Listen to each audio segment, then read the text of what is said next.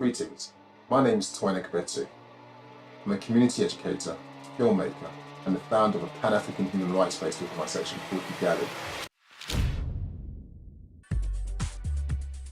Many people know me internationally as the guy who told off the British Queen. There's much more to me than that. I've been involved in Pan-Africanism for many years now. And during that time, I've been involved in many campaigns. I'm quite an activist. I believe in using art to also help fuel activism.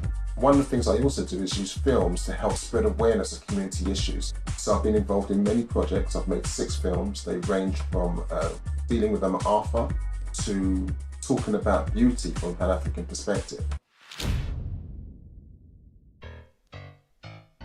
As soon as I heard about the Legacies of British Slave Ownership project, I knew I had to be involved.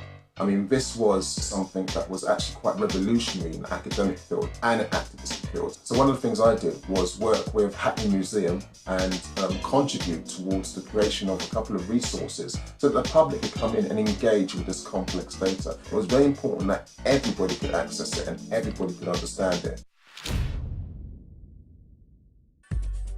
I think it's very important that young people engage with this history for many reasons, and I can summarise it in what I call the 4 R's. Number 1, we have to remember or we repeat. And what I mean by saying that is that often what happens with contentious histories that many people wouldn't want us to know, is that they tend to not talk about it, they tend to stigmatise it. So anybody who raises it as a topic actually is called a troublemaker. And so what happens is that because the history starts to be forgotten, all the problems that came from it, all the lessons that I learned from it start to be forgotten as well. And then that leads up to the possibility of it being repeated. Number 2, I would say, is we research for justice. By creating this resource, what the UCL team has done is created something that actually is a wonderful agent for justice. This is evidence, this is hard evidence. Many times when people talk about things that are historical, they'll say, oh, it's not in living memory, or it's in the past, or prove it. And here we have records, documentation, that kind of let us know that people like the Prime Minister did inherit it from the proceeds of enslavement. Number 3, racism is real. And I know it sounds silly that I should have to say that, but many people try and convince you that we're living in a post-racial world. Don't talk about racism, don't talk about slavery, it's all over. You know, everyone's holding hands and singing Kumbaya and we're all pretty good. Racism affects us every single day. We might not even be aware of how it affects us. So there's structural forces that have not been dismantled since enslavement.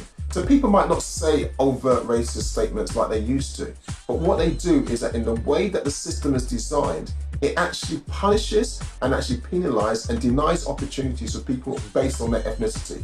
So whether you're in education, employment, whether it's a health matter, all these issues can actually be affected by the legacies of enslavement. The 4th R is what I call repair through reparation. Because what's happened because of racism, because of enslavement, because of all the injustices that came through that, is that there's a whole lot of people who have negative perception of African people. And that negative perception goes out into their media. And then what happens is that we watch that media and we internalize these negative views. So we end up with ideas that we're only good at sports, we're only good at music, we're only good at dancing, we're only good at stabbing and shooting ourselves. This is one of the issues that has to be repaired. Long before enslavement took place in the British Isles, what happened was that African people were travelling across the world, engaged in education, in trade, and nobody deemed us as subhuman or inferior. Some people have inherited the privileges of this legacy, and other people have inherited the negatives of this legacy.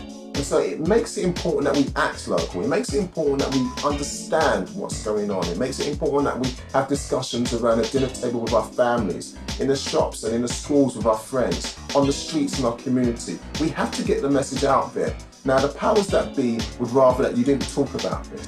They don't want change. But when I say things like revolution doesn't mean violence.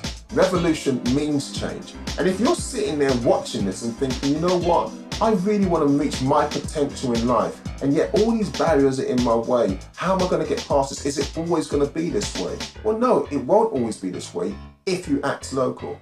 If you work with people around you in your vicinity to do something, That's all you got to do. You can talk about it, but don't just talk and moan about it.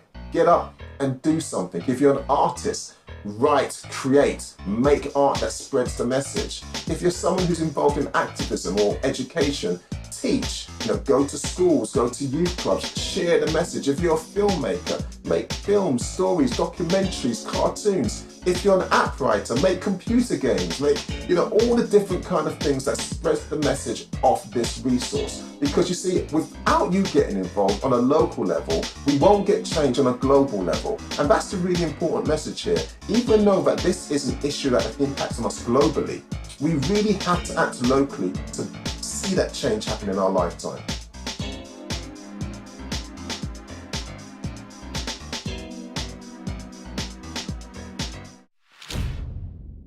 Thank you for taking the time to listen, and I want to thank the organisers for giving me a platform to actually speak and share my message with you.